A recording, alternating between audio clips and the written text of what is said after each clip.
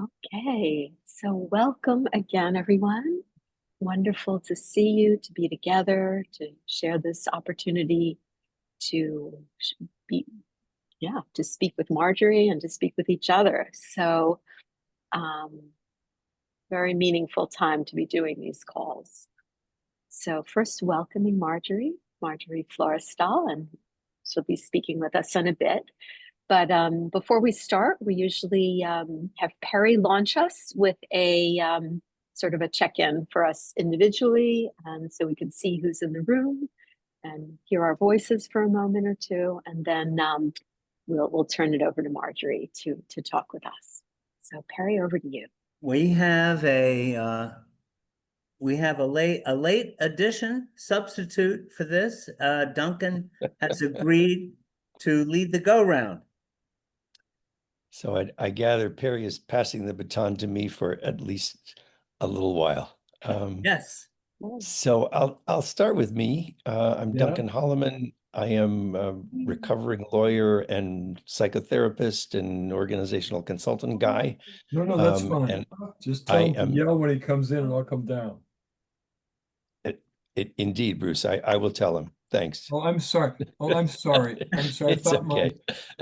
And I'm in Gloucester, Massachusetts, and I thought maybe what we could do is just say one thing that you really deeply care about today, just like right now, and just in like 20 words or so. And I would say for me, it's patriotism. And that just means a lot to me right now. So, Rand, can we go to you? Good morning, or afternoon, I guess. Can you unmute? Yes. Good morning, everybody. I'm in Philadelphia. I'm sort of a little bit removed from our program because I have some serious health issues. I'm doing, among other things, I'm doing dialysis at home. Days with my off days, and I have the dialysis. I read Marjorie's biography and description of your work, Marjorie. I'm very impressed, and I'm still interested in very thinking about the issue. Duncan, I don't have a zipping example right now off the top of my head, so let me think about That's just fine. that breaks back behind me. Right. Well, I hope you can feel our care for you. So that's something that we care about together. And Stu, I bet I know what you care about. I'm basking in the feeling that came from the protests on last Saturday. There were 2,000 people right outside my neighborhood along the sidewalk. Dogs, cats, folks, children, older people in wheelchairs, holding And Stu, where are you? Can you help share where? Minnesota, thank you. Got it. Neighborhood, okay. Neighborhood Bruce's, and got it. the feeling of love that was there, overpowering. And thank you. Appreciate that. Acknowledge that. Thank you. Right, Nanette. How and where are you? What do you care about just right now? I am sitting at my desk in my office in the Bronx, New York City, and just had a meeting, a morning full of meetings about creating healing-centered schools here in the South Bronx. So we have a wonderful community endeavor in our office that is trying to advance just shifts in the culture and shifting consciousness in the public school system with the support of lots of principals who are really on board with it, and parents and students and staff. So it's very heartening, and it makes me feel, in terms of what I care about, just a lot more coming into alignment, my work with PISLAP and my work in my own office, where I lead our work in education law. So I'm really happy to be with all of you. Yeah. Thank you. Good stuff to care about. Thank you. And Perry, how about you? Where are you and what's in your heart? I am in Washington, D.C. right now. I invite you to come down and watch the demolition of the East Wing, which makes for interesting photographs. I deeply care about every single day the demolition of our democracy, and I fight hard not to let it become wallpaper. It happens every day, and you can get immune to it because of the rapidity of the injustices that we're looking at. So we need to steel ourselves and fight back. Right. And we steel ourselves and make ourselves more tender at the same time, right? Just tough. Michelle. Hi, I'm in Ontario, Canada, in Kingston, specifically the city of Kingston. And what I care deeply about at the moment, I think, is captured in a term I heard yesterday, which is spiritual audacity. And also a term that I read just this morning on about holy chutzpah, which I think may be similar ideas. And I find that very hopeful. I'm very excited about Marjorie's talk today. As soon as I read it, I thought, as a Quaker, this speaks to my condition. And as you know from the earlier sessions I did on reflective practice, I think what Marjorie's doing is a perfect example of the aesthetic way of increasing reflection in people and making it safe and making it creative and opening our perspective. So thank you for offering this session. I find it very hopeful in the midst of a lot of despair. Thank you. Indeed. Spiritual audacity. I love it. And Bruce, how are you? As Stu mentioned, I'm in Minneapolis and my home office on a beautiful, beautiful fall day, just crisp and clear, and the trees haven't dropped their leaves yet, which is very unusual for Minneapolis. And I care about all of the democratic issues people have mentioned, but something else on my mind is healing and healthcare. My wife Lissa had a hip replaced a couple weeks ago, and we have been the beneficiary of some wonderful surgeons. And we were just at our first physical therapy appointment this morning, and nurses and people who have helped us. And she had some rough times, but she's doing wonderfully. And related to my interruption earlier, she still has some trouble with stairs, and a friend is coming over, so I'll have to excuse myself and go down and greet this visitor. But I'm just very grateful for healthcare, and I care a lot about how it is available to us. Indeed, healing. And is it Lina? Is that how you pronounce your name? Hi, it's Lena. Lena. Okay, my apologies. So welcome. And where are you and what's immediate in your heart? So I am now in Colorado Springs. I just moved here from Los Angeles like 3 weeks ago. And it's a very interesting change of scenery, change of political climate, change of weather, everything. It's beautiful. And for me, it's so great to be back, by the way. Nanette, Perry, Bruce, I don't know if you remember me. It's been a while. Of course we do, Lena. Great to see you. It's really nice to be back. And I'm sorry I've been gone, but I think what I've been doing was kind of just going within. I've been stepping back from reading the news because I felt it was just upsetting me when I wasn't finding good ways to kind of address, the negative feelings I was having. So I think I've just been kind of reflecting, going within, and especially in this new environment, just learning about, quote unquote, the other side. There are a lot of Trump signs and Charlie Kirk signs, and it's just interesting, and I'm learning. And but I would like to re-engage and help out in any way I can. So to your question, what I care about right now is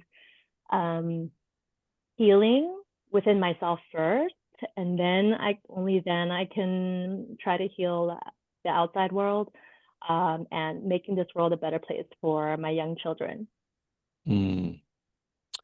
Indeed, thank you. And Kim. Good morning, all, and it's a pleasure to be here, and thank you for making this available. I'm really looking forward to Marjorie's talk. It's a little hard to hear you. I'm really looking forward to Marjorie's talk. I am grateful to be here. I'm in Northern California, and I'm feeling really protective of people's spirituality. I'm hoping that people are deeply in their practice. I know that I am. And it gives me great solace to know that I am here to do what I can do, and that's enough.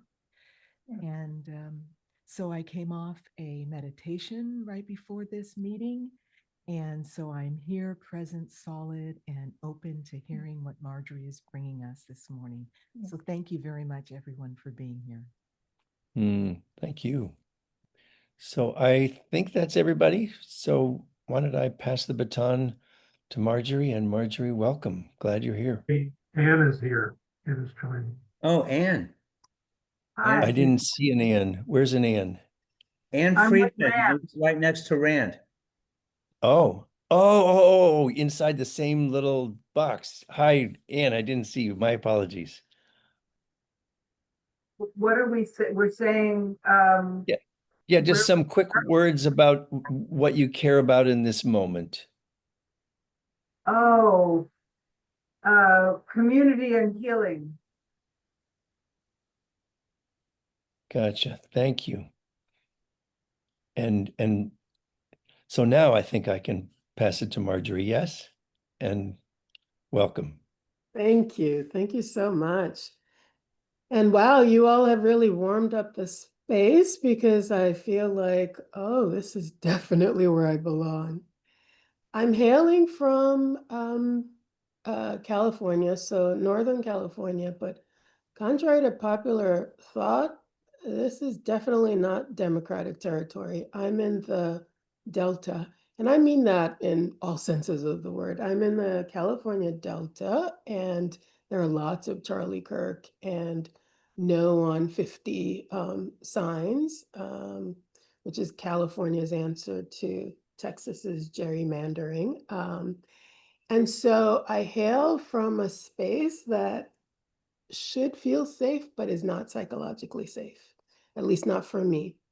And what's important right now is a theme that I've heard repeated here, which is healing.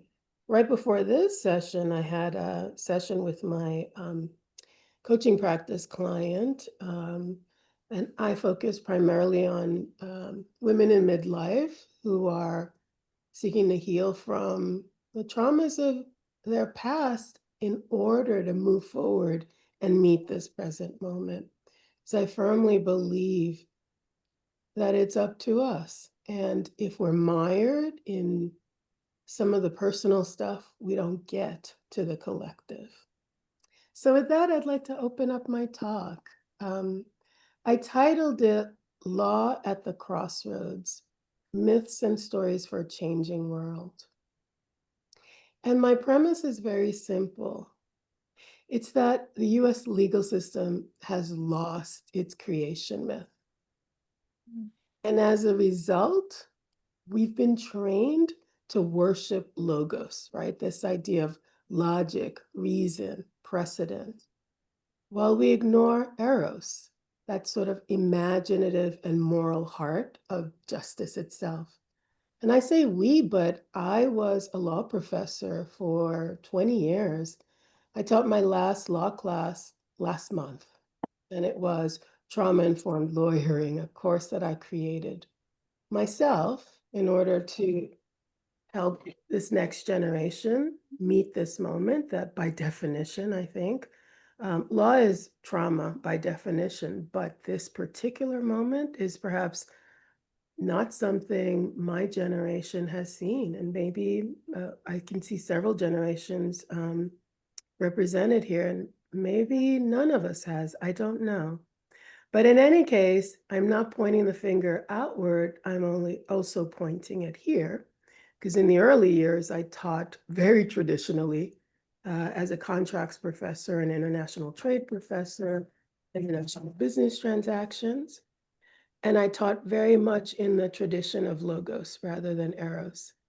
And it took a kind of midlife crisis, I guess, where I'd been teaching for a few years, and a student came into my office and was just crying, overwhelmed by the experience of the first year of law school. And I was so separated from my emotions and terrified at the sight of tears that all I could offer her was, let's talk about the changes in contracts law. So when she left my office that day, something in me quietly said, this isn't it. Something has got to change. But you know, I was on tenure track. I had things to do. So I stayed for a decade before finally, after getting my tenured full professorship and everything that everybody said was supposed to be the ultimate to make it feel wonderful, like this is life, I left. And I left the lectern and I went and sat in the student seat, and I enrolled myself in a Jungian psychology program and started all over again.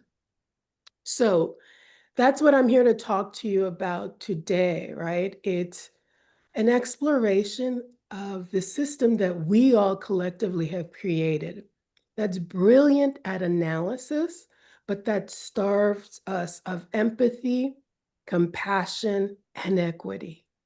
And what is law without justice?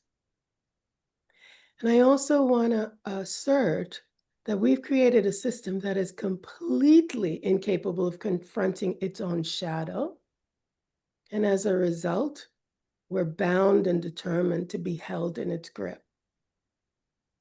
So today, rather than confronting the shadow head on with all of the headlines we're all seeing, I want to invite you into a different kind of a conversation by exploring two ancient myths and asking the question, what might they have to teach us about how to meet this current moment? So I have this whole long section here about why storytelling matters in the law, but Nanette told me I had 20 minutes, which is impossible for lawyers, but I'm going to try to meet it. And I'm just going to assert to you that even neuroscience in this day has really made clear just how much our brains have been wired for story. And so it has been a part of the human architecture since the first man and woman walked this earth. The stories that, and certainly in the legal story, in the legal system, stories are supreme, even in the ways we teach with the case method, in the ways we judge with our narratives and the stories that we construct. Stories are central to who we are, and also at the personal level, but also who we are at the collective and the systemic level. But the stories being told today in the legal system are stories of crisis, polarization, and an erosion of trust. So I offer to you, if these old stories of justice no longer hold, what stories might guide us now? And my argument is to go back to the ancients. There's a reason why myths exist even today. So I'm going to explore two myths. The first is the birth of Themis. You know, Themis or Lady Justice is such a strong symbol of our profession, but I didn't learn about the story of her until 2 years ago. And then second is a Sumerian myth, Inanna, Queen of Heaven and Earth, which is actually the first written down myth that comes to us by way of Iraq. So here we go. I want to start with the birth of Themis.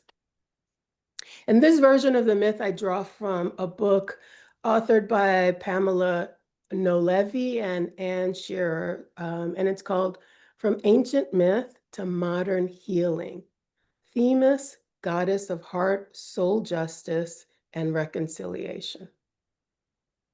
And the story goes something like this.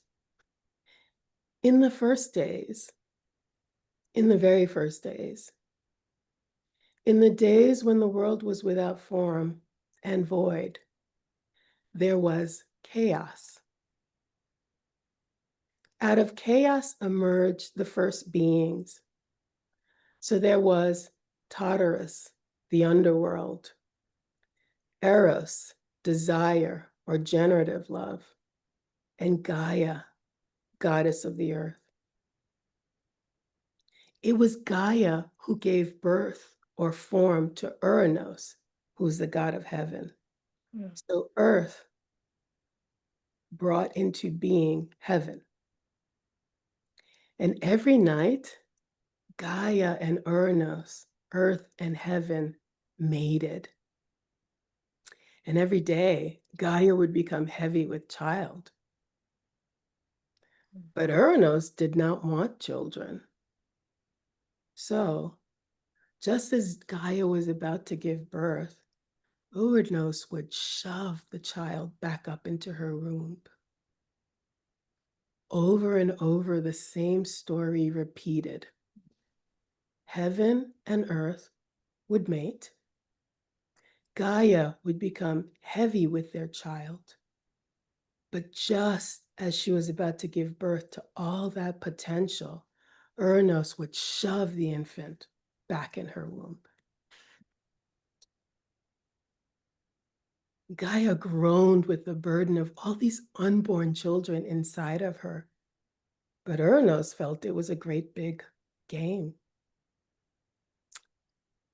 So at last, Gaia could bear it no longer.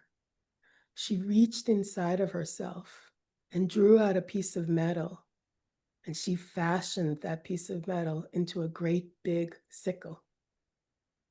She took no pleasure in what she was doing, but there was no other way to stop Uranos's destruction of new life.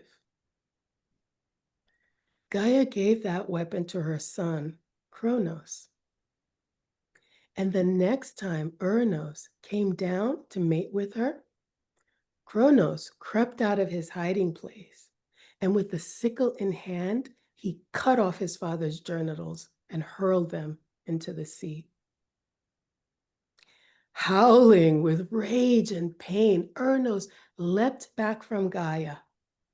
And in that moment, all of the unborn children of their union came flying out, blinking in the night light, sniffing the unaccustomed air.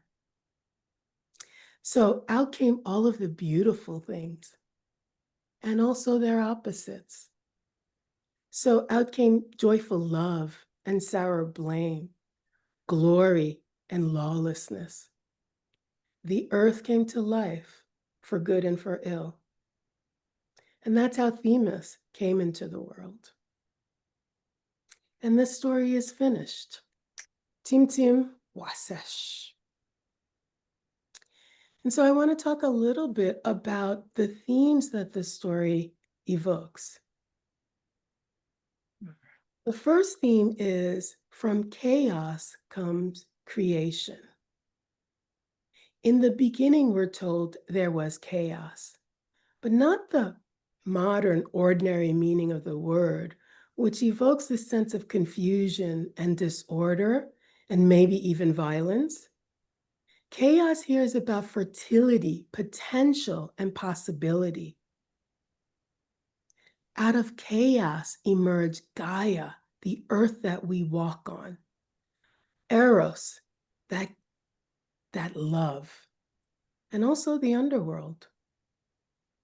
So this myth teaches us that the universe begins not with logos, right, or reason, but with eros, love and longing.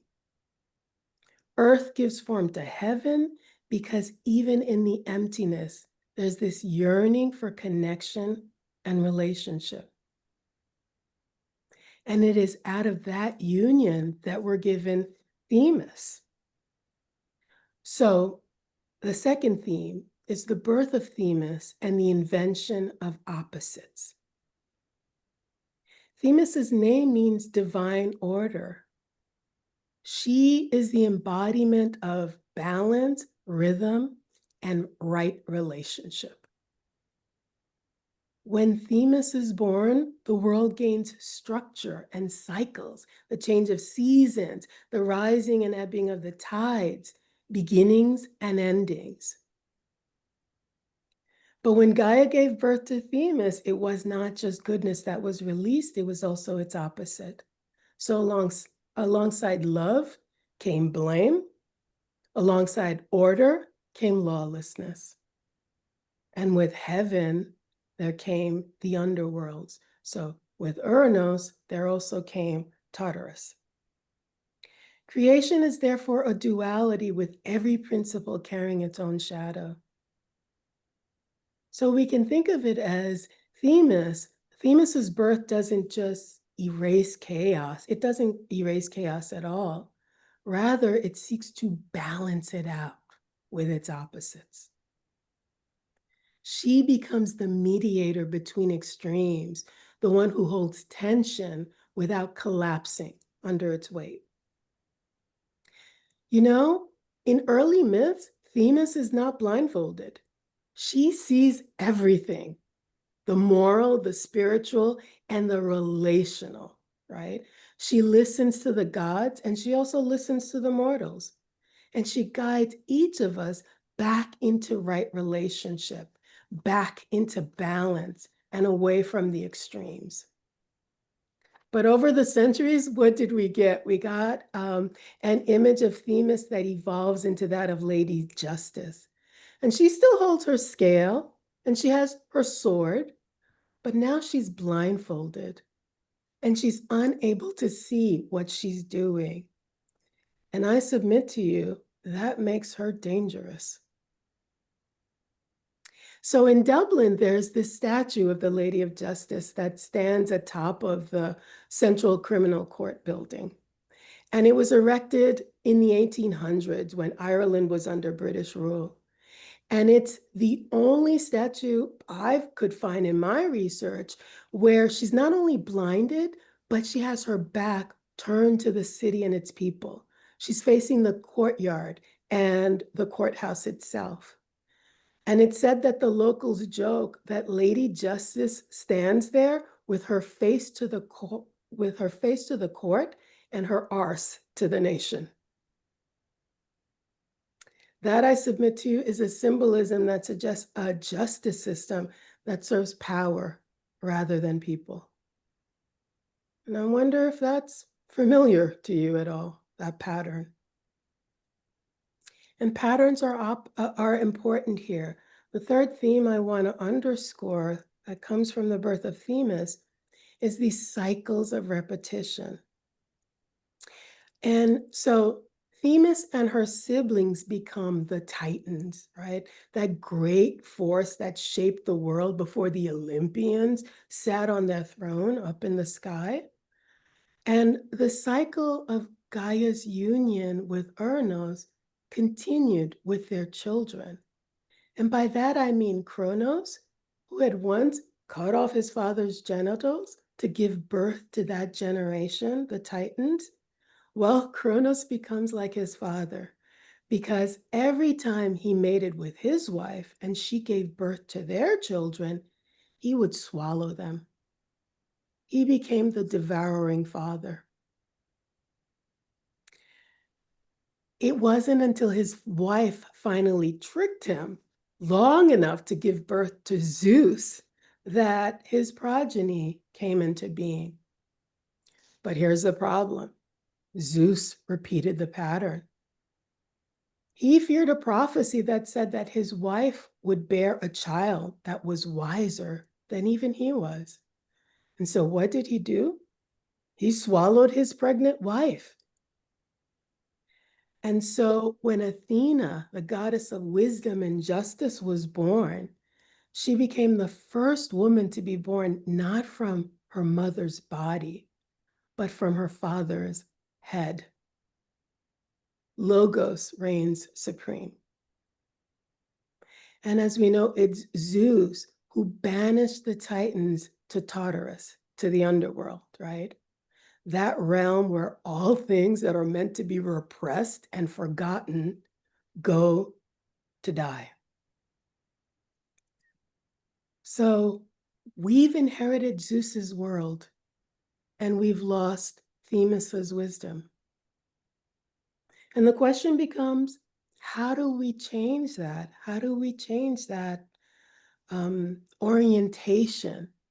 How do we come into communication with the underworld, with the shadow, with the things we're longing to forget and repress? This is where I suggest that the Sumerian myth of Inanna might give us some guidance. So Inanna's story goes something like this. Inanna was queen of heaven and earth. She had all that you could imagine at her disposal.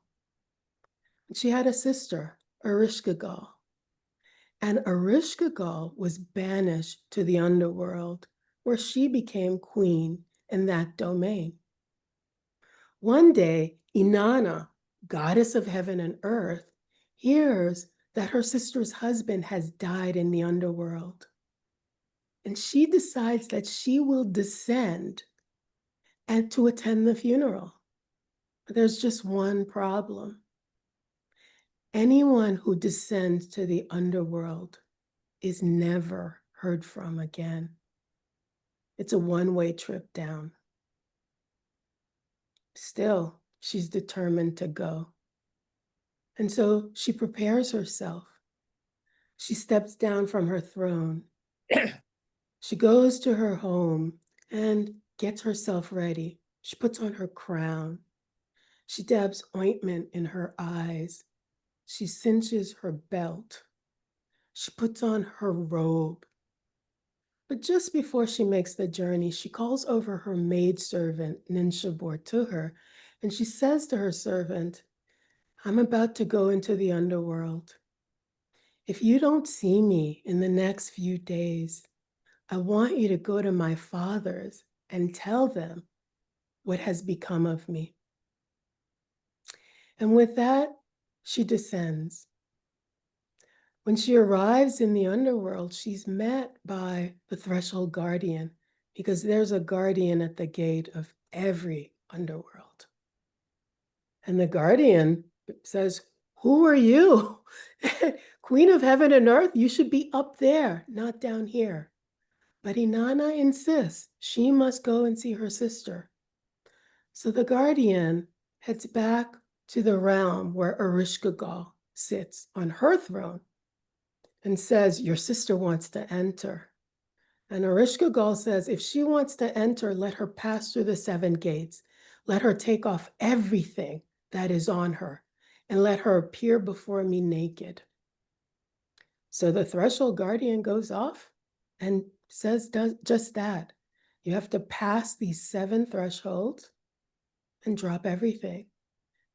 At each threshold, Inanna is made to take off her crown, her belt, her robe, her clothing, all of it. In each moment, she grumbles, what is this? And in each moment, the threshold guardian says, hush, Inanna. The ways of the underworld are perfect. They must not be questioned. Over and over it went. Gate 1, gate 2, gate 5, gate 6, gate 7. Hush, Inanna. The ways of the underworld are perfect. They must not be questioned.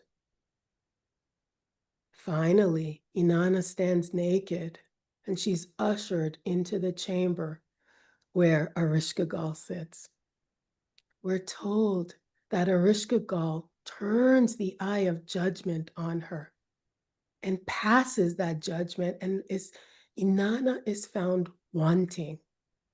And so Ereshkigal dismantles her sister, dismembers her, and hangs the corpse of Inanna on a hook and allows it to rot.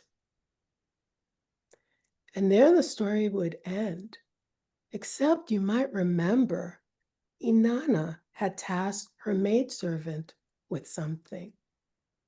So up on the topside world, Ninshabur, her servant, goes running first to Inanna's father-in-law and says, Inanna is stuck in the underworld.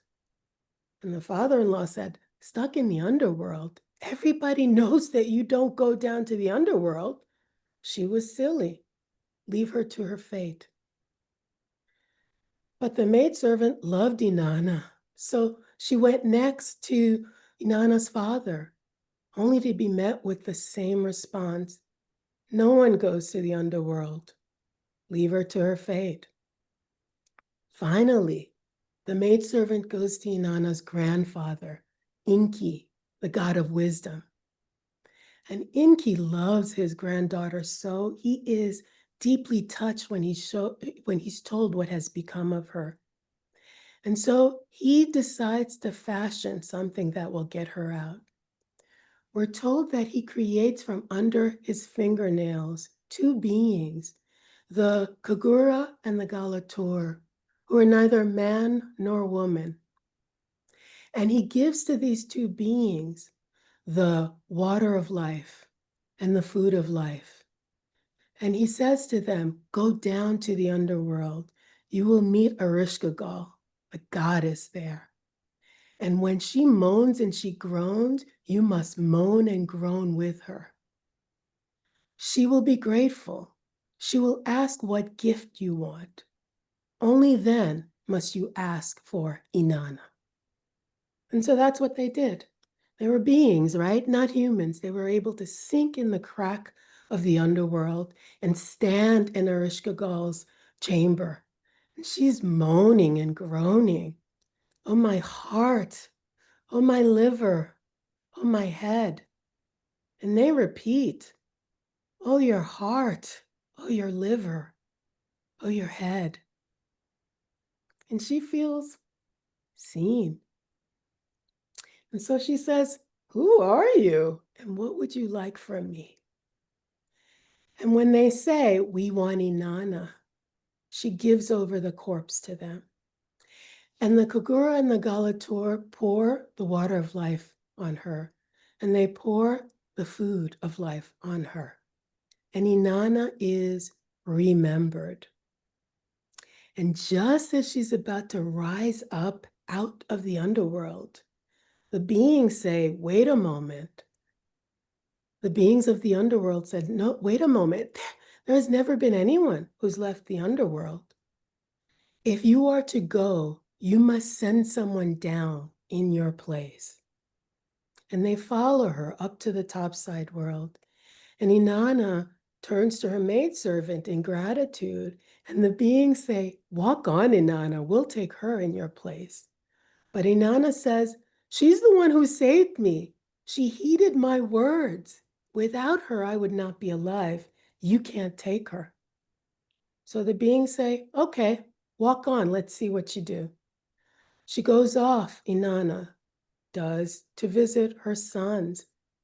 And in her absence, they have mourned their mother. They're wearing sackcloth and ashes, and they're praying at her temple. The beings from the underworld say, we'll take your sons. She goes, no, they have mourned my absence. I will not let you take them. So they say, walk on, Inanna. Let's see what happens next. And Inanna walks on to the seat of her power. And there her husband sits on her throne, wearing her robes and ruling in her absence, gleefully. He has not mourned her passing. And so she says to the underworld beings, take him. And so they take this, the wounded masculine, the one who was unable to mourn the passing of his beloved wife, and they bring him down to the underworld in her stead. And now this story is finished. And so I have exactly 1 minute left to say, what do we glean from this? That there is a way, a right way to descend to the underworld. Those things that we have longed to suppress, we think that by shoving them down there, that they have disappeared. But what we know from the tale of Inanna is that they're still there, waiting for us. And that if we find courage enough to confront them, we will be grateful. Because the last line of the myth goes like this: Holy Ereshkigal, great is your name. Holy Ereshkigal, we sing your praise.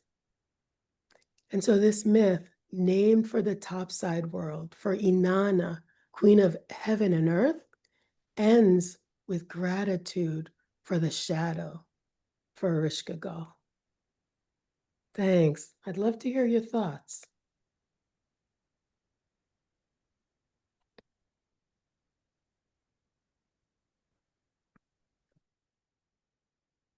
Looks like Stu has his hand up. Okay. Thank you, Marjorie. Yeah. I loved your stories, but they're so confusing in the sense that they take us like it's way someplace else that isn't us. But the message I got from the first lesson was love is beyond the logos. Mm. Gaia started in love. Everything was love. And logos, our thinking, takes us away from our heart and into our thinking. And we have to get back to the love which is beyond our minds. Our mind, we think our consciousness comes from our brain. It comes from beyond the brain. It comes from love. And from your second story, there is no hell. There is only love. We are eternal love. And that is beyond the brain. Our brain has no answers. It has all the opposites, and we try to find something in the middle. There is no middle. We either get caught up in hate and fear, or caught up in love. Trump wants to keep us into fear and hate. Everything he says gets us caught into fear. It's all bullshit. It's all beyond that is the love that we are. I want you to know I love you, Margie, totally. And I love everybody here totally. And we get too much caught in thinking there's something terrible we need to solve. Our thinking is a paradox. Paradox. Which one is true? Fear or love? Neither one. It's a paradox. Love is beyond paradox. Thank you very much. I love you. I'm having to go. Thank you so much. Thank you so much. Love your story. Appreciate that. Thank you. Other one thing I wanted to say is, we are on a spaceship. Earth is a spaceship. And we haven't learned how to handle our path of passengers on this spaceship. If we look at a little satellite with 6 people, if we're all fighting in that satellite, we'll die. So we have to learn to love each other so we can make this work. And that's what the shift is, to love. Mm. Shift is beyond our thinking. And that's what they said, when a tipping point reaches the love feeling, there will be a shift to love. Mm, Thank you very much. I'm passing on. thank you. Thank you, Sue.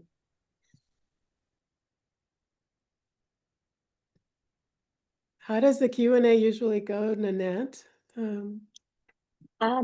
People just pipe up, or especially we're a smallish group, or share thoughts, or if you have any questions to stipulate our thinking more. Of course, you've told a wonderful story here. Yeah, I mean, just as an interesting aside, and really appreciate these stories, and they're complex. And I think, of course, everything does contain the seeds of its opposite. I was hearing on the other night that as we know, something like 7 million people came out this weekend to talk, to build community and share their feelings and be seen by each other. And what I heard was that if it reaches 12 million, there's a tipping point there in terms of consciousness. And I don't know if that's an accurate number or not, but just the sense that the power of a connection is sort of there's a chaos that we're functioning in, that we're living and dwelling in right now, and it's maybe an intentional chaos, but it does hold the seeds of people's response on a spiritual and relational level, and wanting to be seen, and that there's a sense of the way in which we've come out as a national community, and have shown that our response to that chaos is it shows the potential power of the spiritual power opposing it. So I'm not sure if that was coherent, but I was sort of connecting in my own mind what's happening right now to this wonderful stories that you told. Yeah, you've touched on a lot here about the whole tipping point idea and what's the actual number. I've heard 1% or whatever. I don't know the number either, but what we do know from history of the times that have come before us, and I don't just mean recent history, we act as if Nazi Germany was the only time we've ever experienced this kind of darkness. And that's simply not true. Stu had raised something about, these stories from different times and places.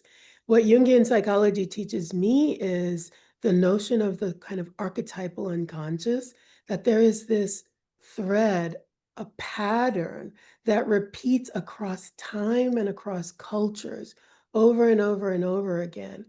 And so these stories from almost 3,000 years ago were created because people were going through the same things that we're going through now. And they found ways around that. And I know that because I'm born in, I wish I was about to say I'm born in 2025. No, I'm living in 2025, right? And so therefore I can draw from that strain of the archetypal unconscious, that kind of tune into the patterns, but also the way out of the patterns, right? And the way out of those patterns are about love. It's about recognizing a pattern that keeps repeating and choosing to do the opposite, right, of what we're being called to do. Now, what the tipping point is, what it will take, I don't know, because we've certainly been through lots of darkness and lots of dark days. And I've been teaching at UC Davis, and the law school there is dedicated to MLK. And on the wall as you enter, they've engraved his quote, "The arc of the moral universe always bends towards justice." And there's truth in that. But I got to tell you, as I walked out that last day of teaching, I thought to myself, will I see it? And I'm selfish enough to want to see it. Right? Just one response or thought to what you're saying, Marjorie, and then just open it up is, I was thinking in the story of Inanna, you've got a situation where there was some kind of absolute rule that nobody who goes down into the underworld is able to return, but the but the maidservant and the forces of I don't know what you'd call them, of love, if you will, and positivity, declined to be bound by that rule and found a transcendent solution to the problem. And it's only in a sense by finding more transcendent solutions that we can overcome them. But you have to believe in the power and the potential for those, and that the absolutes are not what they may seem to be. And actually, that's a very strong principle in PISLAP as well. Peter Gable always spoke about not being limited by the tyranny, and Michael Lerner as well, the tyranny of the possible. That's something I always remembered. And the myth, the Inanna story, really demonstrates that, I think. I love that the beings who were sent down to free Inanna are neither man nor woman. And it's written in stone from 3,000 years ago, right? So none of the binaries that we would create. And instead, they come down as beings who walk in the middle, right? And out of that, they're able to feed this dead body, right? This body that we think is completely dismembered. And by feeding it the food of life and watering it with the water of life, it is remembered, right? The limbs are put back together, but it is also remembered, as in we restore knowledge of how to do that, to bring dead things back to life. And that, for me, is a very hopeful sign of what's possible. I'll ask a question. Marjorie, I apologize. I missed the second myth, but really an interesting approach to looking at the law and where we're at. Like you, I designed a course called Lawyers as Peacemakers, and I'm always looking for practical examples to give my students of the concepts I'm trying to convey. You taught these very practical courses, business contracts as business law, and did you see any models of the way people were practicing or examples of using love, eros instead of logos as your guide that we can model ourselves after? Ooh, I love that question. I have to say, I came to find it most in when I was teaching negotiations, business negotiation, Mm-hmm. right? Mm-hmm. Because I had all of these students who'd been trained in the model of litigators. It was a zero-sum game. They were here to Mm-hmm. win, not lose, and the other side had to lose as a consequence. Mm-hmm.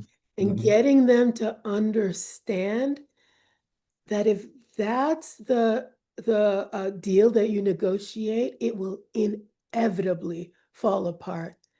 And I used to use scenes from gosh, God, what's that? Erin Brockovich, that Oh, movie, mhm. right? Because there are some ways that she seemed so chaotic. She's an agent of chaos and out of control. And yet there was so much love for the folks she represented who were dying. And what made her perfect at her job?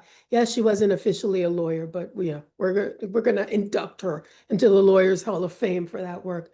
What made her so effective was the love that she felt for these clients. She knew their names. She knew the things that were important to them, not just their diseases, but who they were as human beings.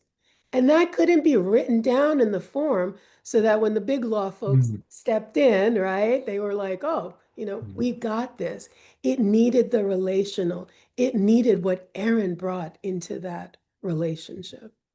That's beautiful. We've talked a lot about holistic practice and how we can learn to see our clients as whole people, not just as legal problems. So I appreciate that. Thank you, Marjorie. Thank you. Hi, Marjorie. This is Kim. Hi, Kim. Hi. I'm wondering what brought you to the stories of myth Ooh. as a way for us as humans to touch back in time to those things that have been tried and true, if you will, but lost. Thank you. Ooh, I so appreciate that question, Kim. I usually get the question like, how did you go from being a tenured full professor in law to this? But I hear you asking a different question, and that actually brings me back even further. I was born in Haiti. It's the country where my umbilical cord is buried. And my family moved to New York when I was 5. And that's where I grew up. And what I can remember most distinctly about when we made that shift, when I came from this island home to New York, is I looked around and the thought that came to my mind was, we have conquered nature. And that scared the hell out of me. And when I decided to become a lawyer, it was because my mother had died the summer when I was 9 years old. And what came up for me was just this deep sense of injustice that no one else I knew had a dead mother, so why should I? And I wanted other people to not have that experience of injustice. Now I know why I could have chosen to become a doctor, but instead I said, no, I'm going to become like Thurgood Marshall, go figure, right? But part of the deal I made to myself and to my ancestors was when they came to me offering the gift of storytelling, which has been handed down in my family for generations, I said, no. Even as a child, I was like, I need to become a rational thinker. And if I accept this gift, I can't be a lawyer, right? Like the two are opposed. And so I would literally do everything to shy away from the gift that I was given by my heritage so that I could become the rational lawyer I thought I was supposed to be. And it wasn't until that sort of midlife crisis and I went into Jungian psychology, and there I learned that I didn't have to make that distinction. It was around the time where Jung's Red Book had come out. And even people in the Jungian world were saying, clearly he was psychotic here. Here, clearly there was a breakdown. But at least what I learned in my training was that we can have both. I didn't have to lose myself to the more than rational, right? And I also didn't have to lose myself to the rational. Jung called the irrational like what's beyond the rational. It wasn't a bad thing. It was something more than. And that somehow gave me permission to take on the mantle of being a storyteller, which, I was doing international trade, right? Like I didn't want that at all until I did. Yeah. Thank you.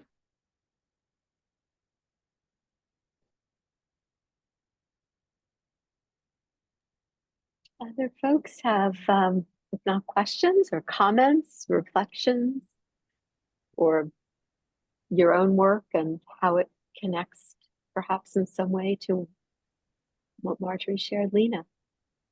Hi, Marjorie. Thank you for that talk. So I am loving that you are a student and teacher of Jungian psychology. I've been trying to learn about shadow work, and the concept of the collective unconscious is very fascinating and interesting to me. And kind of thinking about the myths that you just shared, and then putting that with shadow work and collective unconscious. Could you speak a little bit about what is, and in light of the work that PISLAP does, what is the responsibility of the individual in the background of this collective unconscious? Let's say, the current political climate, there's a lot of bad things that we don't like, and maybe we can attribute some of that to the collective unconscious. or like some sort of collective darkness coming up, then part of me just thinks, okay, the progress is cyclical. So maybe in a way, there's not much I can do because the cyclical is going to just play out the way it will anyway. And collective unconscious is beyond my individual control. So sometimes I feel a little bit like, okay, what can I do as an individual? And even in PISLAP, like how much can we do as an organization when there's this huge collective thing going on? What are your thoughts on that? Like individual versus collective? Yeah. Well, you've said a mouthful, Lena.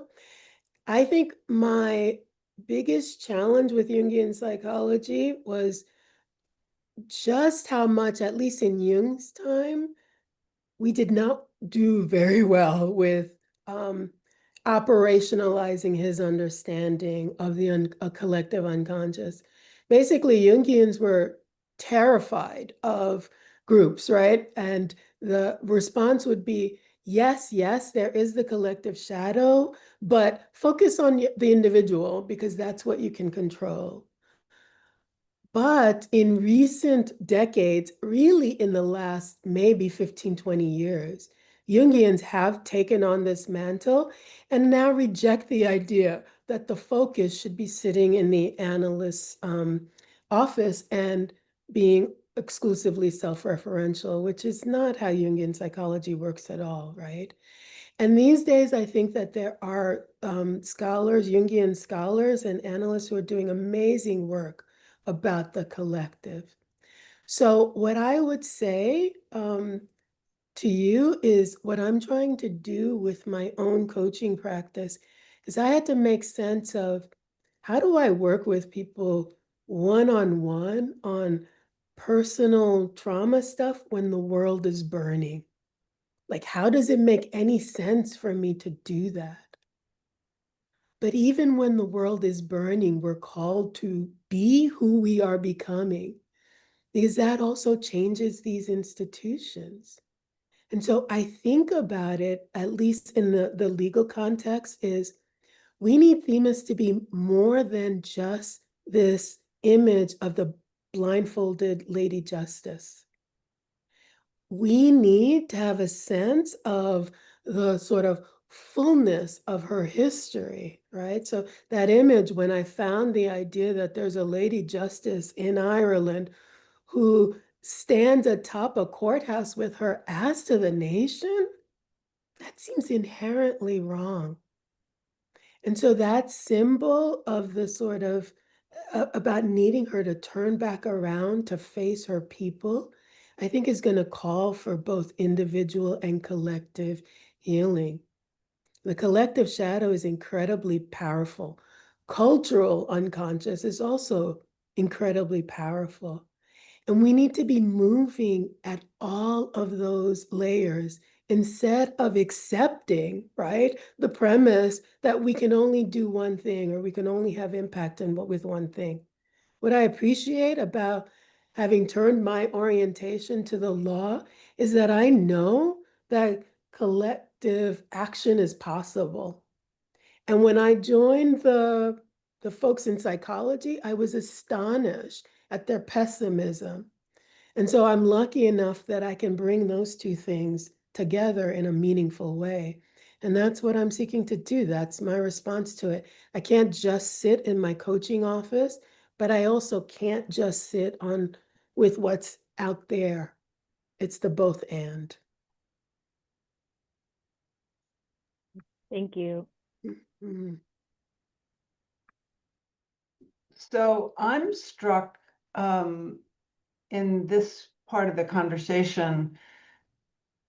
If I think about the shadow side coming to the fore, what I am seeing in our country and around the world, and the reaction to it, which is either to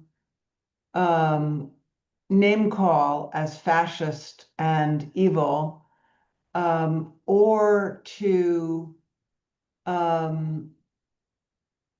organize against it, not working with the people who are caught up in it, but try to outnumber them or outshout them or out logic them or out gerrymander them or, you know, whatever. And I'm interested in both what the myths say or what Jungian psychology say or what you think about ways to appeal to people or to connect with people who are caught up in their own shadow material and their community's shadow material, and that they don't have a container adequate to deal with it, and they don't recognize it. And so far, a lot of strategies have to do with focusing on the trauma that communities and individuals have suffered. And there's a lot of that, or focusing on the entitlement that white supremacy and colonial settler reasoning gives people. But there's something human in there, and having to do with theater and myth and art and psychology that I sort of feels like just out of reach, but I can't quite get it. So I'm interested in whatever you might have to say about that. Yeah, and I'm going to have to admit to you that I can't quite get it either. And I've grappled with it. Like, what does it mean in these times? And I've had to make a decision about where my energy will flow. So some people, for example, tell me that they spend their time reading, for example, and watching the things that the folks who seem so misaligned from them read and watch. And I think to myself, I could never traumatize myself that way. As a Black woman, I don't have to swim in those waters. And so the waters that I choose to swim in are not going to be the same waters for everyone, right? While I recognize that there is a level of which people don't have the containers, people are so afraid of going down to the underworld because they think they'll never rise up again, that they're ready, willing, and able to see so many of us, right, as the shadow itself that must be banished. And I'm in that category of banishment. So even as I'm doing my own work and as I'm doing work with my clients and communities and students, I also hold on to that sort of reality, the fear that comes from being someone who walks in the world in my skin right now. And even Jungian psychology, the ways in which it really conceives of like Black people, people of color, as solely on this earth to serve as a mirror for white people. Clearly, I reject that, and I don't spend my time on those things. And instead, I say to myself, what is the purpose of the shadow? I think Lena talked about doing shadow work. One thing about shadow work is you can't do it by yourself. Shadow literally means the thing that's unavailable for you to see. And so what I do, the places I can't go, you know, Pema Chodron talks about, you know, turning to the places that scare you. I look at that and I say, that is my shadow, right?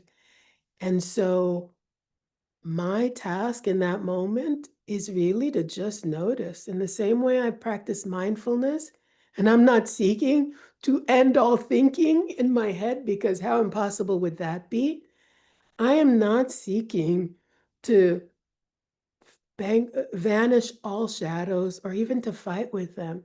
But I notice, I pay attention. I say to myself, when I drive down the road to my gym and there's a Trump flag flying and I feel the kind of the visceral fear that comes from that, and the thinking, if my car is going to break down, may it not break down here. And then I go on to the gym and I swim and I live my life and I create and I work with clients. That's what I can do in this moment.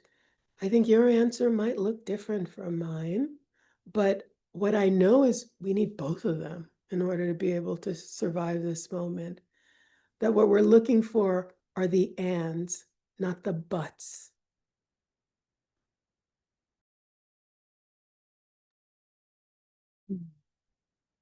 Thank you, Marjorie, and for that great question.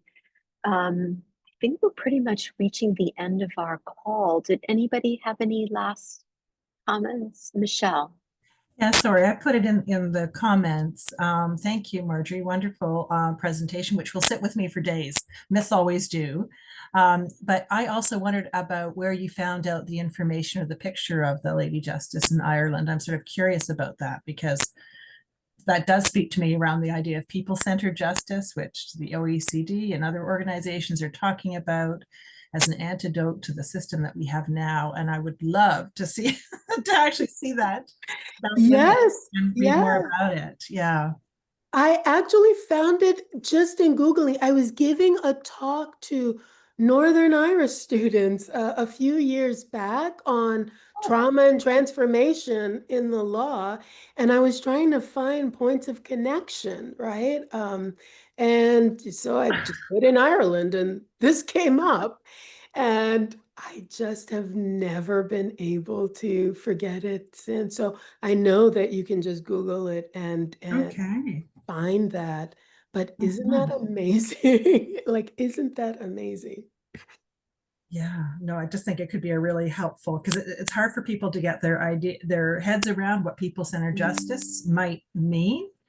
And I think, anyway, I think the work that the PISLAP is trying to do relates to that, described a different way, but it's moving maybe that is more in the right direction, if I might say it that way. Yeah. Yeah, what people need and what justice is, and yeah, what law is, given plurality of legal systems and so on. It's very, very interesting. So helpful. So do you do a lot of this work, Marjorie, then with them? Are you in the myth workshop? Are you doing it with law schools or lawyers? Or tell us about that a little bit, if you could. Yeah, I am doing it everywhere I can. And in the class that I just taught, trauma-informed lawyering, I did it with my students, and it was like they were children again, like literally sitting on the edge of their seats, listening to the story and like feeling every pain, every groan that Gaia made, they were feeling Yeah. it. So I Yeah. know there's a resonance.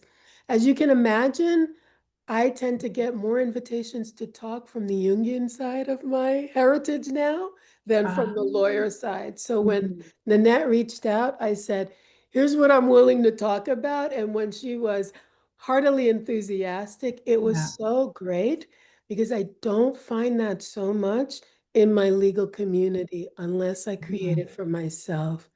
I'm also one of the co-authors of the Trauma-Informed Lawyering book published by Yes, the I know. ABA. Yeah, and I put the story in there, but it also got cut down by the editor, right? So I'm sitting right behind me on the shelf, Marjorie. I'm going to have to go look at it right now, for goodness sake. There it is. Yeah, so wonderful. Yeah, and I just think about, the beauty of an in-person workshop with somebody like you also having us sort of act it out, or, getting out of our heads a little bit, because I know that's when I get, it's the legal thing, right? Like we get into the logic and how does it work, blah, blah, blah. Absolutely. Able to get embodied, right, Marjorie? Like it just like, we just get, I mean, I went to something like that many years ago now, and still the lessons learned from hearing that particular myth, which was the sealskin one, and which I think also involves that one, it still sticks with me. I swear it's been 20 years because there was an embodiment part of it, right? That really, You really speak to what I'm doing. I ended up, getting trained in somatic psychology. That's much of the work that I'm doing. And I do something that I call embodied storytelling. And so when I do these things, we literally do that. I studied drama therapy for 4 years. Oh my God. I've had to do all of the things to kind of get back to myself, to kind of connect the pathways that law disconnected for me. And as a process, I find, this great hunger for the kind of work that I do. But again, what I find most painful is how after 30 years in the legal profession is the hardest nut for me to crack. And the other day I was talking to somebody and I said, oh, I've retired from the law. And she said something that stopped me from in my tracks. And she said, That's almost like somebody cutting down an apple tree that had been standing for 30 years. That's when the fruits are the sweetest. Mhm. I was like, are you trying to tell me I can't just walk away from the legal profession? Damn you. I actually don't think you can, frankly. I mean, others on the call know that my interest is on, I mentioned at the beginning, on reflection, reflective practice, and encouraging that in law. In other professions, they have very creative ways of doing it. And what you're doing very much aligns with some of those really deeply embodied, critically reflective, transformative processes, right? It goes in a really deep level beyond the rational. So I really commend you for the work, and I hope I can find ways to encourage you and include you in some of the things that I'm trying to do too. Beautiful. Yeah. Beautiful. Thank you, I will Marjorie. certainly be open. Thank you so Yeah. much. And Twyla said that she couldn't turn on her mic, but I think she's gone now. So if you're Yeah, she watching the video, is. sorry, Twyla. I'm glad you're Mhm. here. And Joseph said that he spent the first 7 years in Haiti. That's incredible. Vous parlez créole, Joseph? Is he here? No, I think he's left as well. Okay. Well, I still think. Oh no, you are here. I'm so sorry. Mande sou parle créole, évidemment. Non, Parle non, créole. tout le monde pas parler créole. Non, pas Parle créole. créole. Pas oublier créole. So Joseph is denying that he speaks Creole, but in Creole. So I believe you, Joseph. Thank you Joseph, so welcome. much. We missed you at the beginning, and I didn't see your square there. Well, Marjorie, thank you so much. This is wonderful to have you part of our community and join us. And please join us in the future, just I as a would do it. participant. If you would, we would appreciate your presence very much. And this is deeply relevant to us all, I think. Wonderful. Thank you so much. Thanks for the invitation. Oh, Have a great one. and everyone, on a very different level, our next call is November 13th with the Legal Accountability Center. That's going to be a very interesting call about, legal accountability in this day and age by the director of the center. They've been nationally recognized for their work. I think it'll be very interesting. So join us. All right, friends, talk soon.